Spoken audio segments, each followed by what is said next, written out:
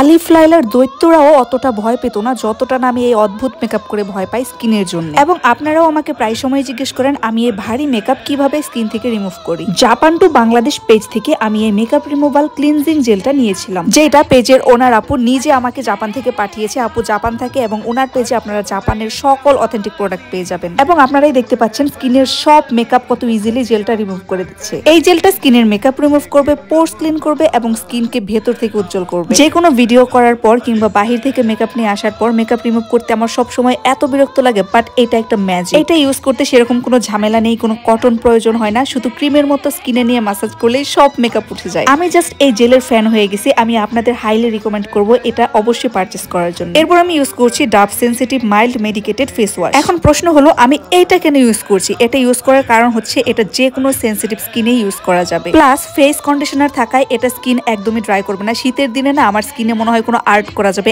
এত পরিমাণ ড্রাই হয়ে যায়। সাথে এটা স্কিনকে ভেতর থেকে পরিষ্কার করে এবং সফট এন্ড স্মুথ করে তোলে। লাস্টে ইউজ করছি Melano CC vitamin C moisturising face lotion. এইটা আমার একদমই ইউজ করার সেরকম কোনো ইন্টারেস্ট ছিল না, বাট এই শীতে এইটাকে আমি কোনোভাবেই ছাড়ছি না, কারণ এটা স্কিনটাকে এত বেশি ময়শ্চারাইজ করে। আপনারা প্রতিদিন রাতে এটা ইউজ করতে পারেন। সাথে এটা পোর্স মিনিমাইজ করে এবং স্কিনের যে কোনো দাগও কিন্তু রিমুভ করে দেয়। প্রোডাক্ট নিয়ে যে কোনো কোয়ারিজ থাকলে আপনারা আপুর পার্সোনাল আইডিতে নক করতে পারেন।